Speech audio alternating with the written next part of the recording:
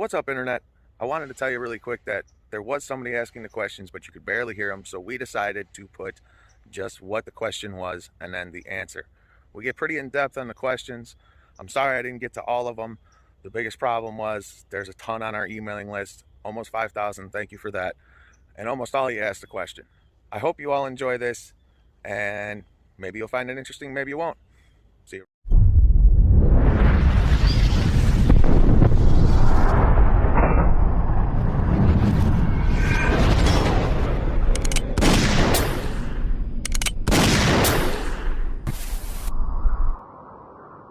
Why Gunslinger Outdoors and why the cowboy hat?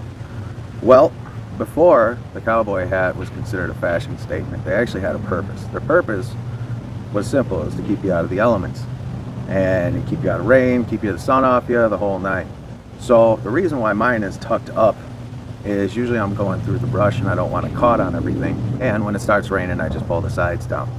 Gunslinger is a nickname. I use a Henry repeating arms for my hunting, and I actually love Henry repeating arms, and I also carry 245 long Colts, so everybody started calling me Gunslinger. No, I've never seen Bigfoot, but I will tell you I've heard some strange things. See, when you're in the woods for a long period of time, you start to get to know the different sounds that animals make. But a friend of mine and I were up in the UP of Michigan, and we heard some crazy stuff that we have never heard previous or after. So what was that? I don't know. But no, I have never seen a Bigfoot. What do I think of channel sponsors? Well, it depends on what you mean. If you're talking about the channel in itself has sponsors, or are you talking about video sponsors? Now,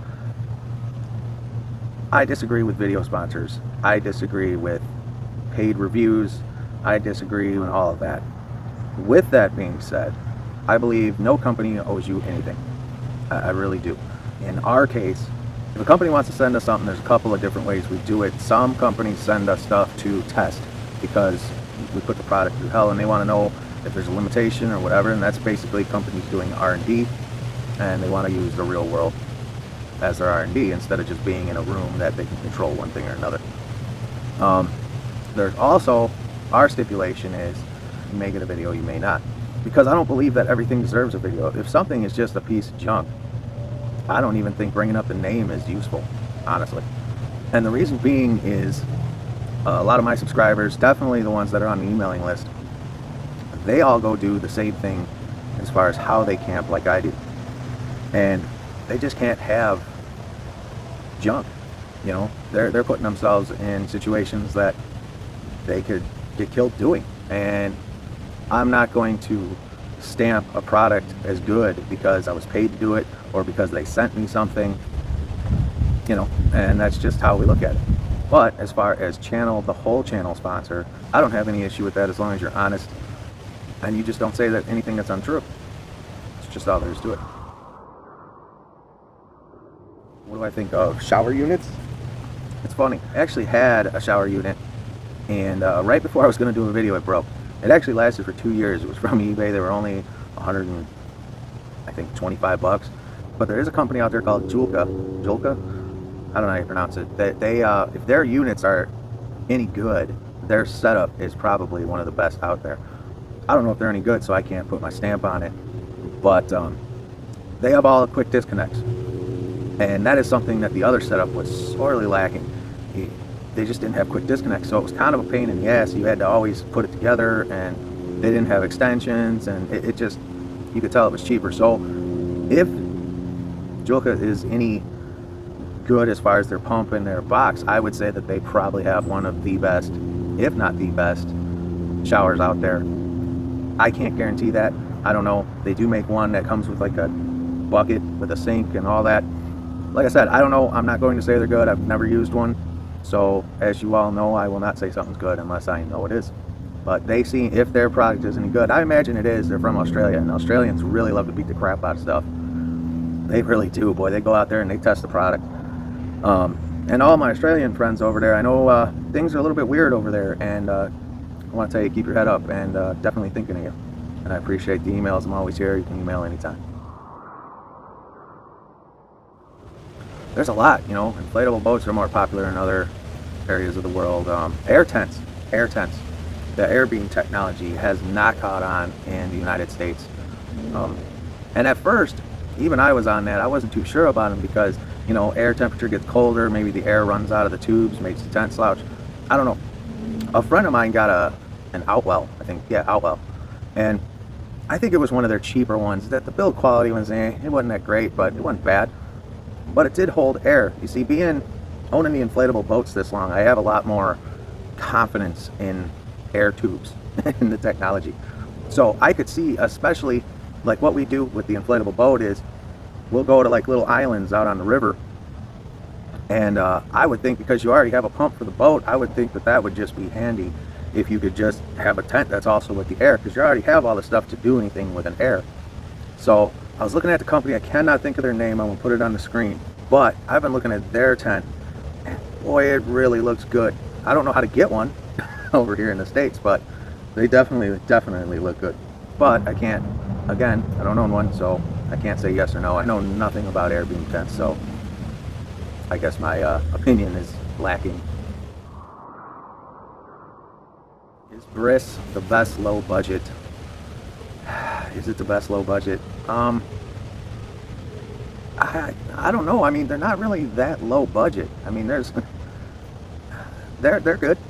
You know, they're not bad. I think for a small amount of money, you can get better. And I don't mean like a little better, I mean a lot better. Like, perfect example with my Bris boat, my biggest problem was I kept having to put reinforcements everywhere, and I said that in the video because it needed to be strong. Because like I said, we go out on the river, or we go places with those to where it really can't fail, and you have to be able to trust it. So you have to do everything in your power, especially with a boat, to make sure that it's not going to sink, it's going to get you where you need to go. So are they a bad boat? No, I don't think they're a bad boat at all. But do I think there's better? Yes, there's definitely better out there. And let's take a company, let's take a company like Swellfish, which is a Canadian company out of British Columbia. Now, I don't know if you've ever been to British Columbia, but man, there's some terrain over there. And if you're using inflatable boats out there and it's holding up, boy, I don't know, that's a hard one to beat. But if you look at the bottom of a Bris boat, it only has the center rub rail, and they put like extras on the bottom to make sure you don't rub through. If you look at the bottom of like a Swellfish, they have multiple rub rails on all the tubes. They have aluminum transoms. They have they come with bags, and they come with different Scotty mounts. They come with all this stuff, and they're really not that much more than a Bris. Now, you could do that with multiple companies. I'm just using Swellfish as an example, but for a little bit more, I think you could have such a better quality boat. And it's nothing against Bris, and it's nothing against anybody who owns one. I just think a little bit more, and you could have such more quality. That's how I see it. You know what's funny is I mentioned that in the one video, and boy, I got some emails from different overseas companies that weren't the nicest. But here's how this works. I'll go into more detail. Everybody knows that if you call a company, they're going to say their stuff is good. Everybody knows that. So most people don't trust companies, and that's whatever. You can look at it however you want. But most people don't trust companies. They know they're going to say their stuff is good. What companies don't realize is why they don't trust them. That's why I meant with one of the biggest offenders is from overseas, because you'll get brands that are where they put, it's the same product, but they put the different names. It's rebranding items. Rebrand products is what they're called. And you'll get brands that you can't even pronounce or whatever, and they just flood the market, and it's junk. A lot of it is junk. Not all of it, but a lot of it is junk. For some reason, the public nowadays thinks that like a bell tent from like Denver Tent Company, which is like $2,000, and then I can go on Amazon and I can find a bell tent for $400. In the picture, it does look the same. However, I've had multiple companies send me bell tents, and the stitching was junk. The zippers didn't work. It wasn't even straight. And you've never seen a bell tent on this channel because of that. Every single one that I've ever been sent, I've sent back and just said, this is junk. I'm not showing anything. I'm not even going to test it because I don't trust it. I can't even trust that it'll come out of the package without it being messed up. For some reason, a lot of the public thinks that it's going to be as good as like the Denver Tent Company one, and it's just not. You know, Denver Tent Company is handmade, and they've been doing it since the late 1800s. They got it down, I'm sure. They use the best stuff they can find to do it, and their reputation. Yeah, why people think that that tent's going to be the same as that, I really don't know nowadays. How these companies are doing it is very, very simple. And it's actually very smart, and I don't know why people get up on them about it, but it's super smart. What they do is, let's say they're going to spend $5,000, $10,000, $15,000 on ad campaign. All right. So, and if you've ever done ad campaigns or done advertising, it's really not that hard of a number to get to when you're really getting at it. So what they do instead is they find YouTubers that have maybe 500 or 1,000 or 15 or whatever, and they go, we're going to send you this product for free. Of course, the YouTuber will be happy. Most of them will say yes. So they send them the product, and the YouTuber starts his camera up, he rips it out of the box. Isn't this the greatest thing in the world? They set it up, and whatever the hell it is, maybe they leave it up for overnight or maybe whatever. Everything will work for 24 hours or 48 hours. Everything, unless it's just complete garbage, it'll work. So this YouTuber will tell you it's the best thing that ever was in the whole nine, the end. And there that video goes out across the internet. So they'll do that maybe 4 more times, 5 more times, whatever, different YouTubers.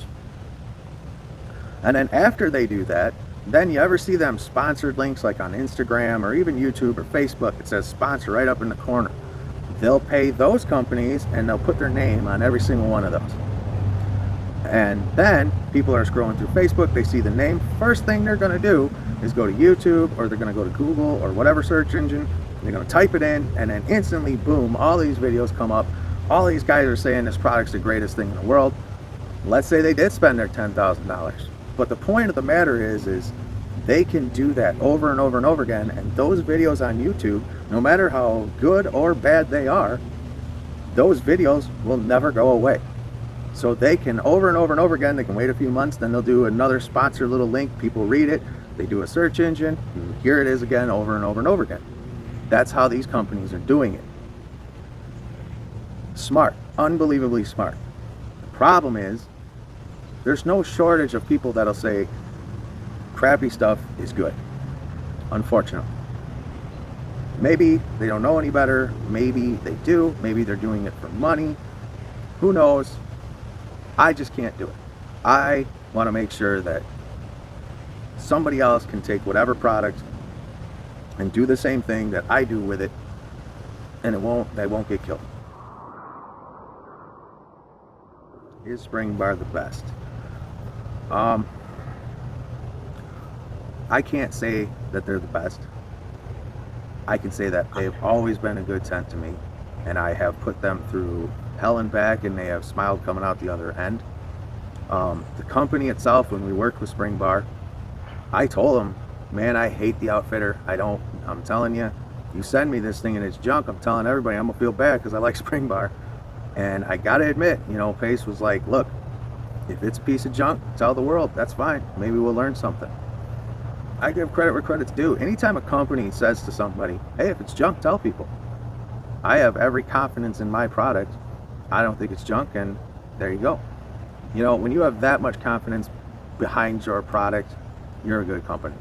Now, the reason why I say I can't say for certain that they are the best, like I've seen a Teton one. Teton makes one that looks like it, and I wasn't impressed.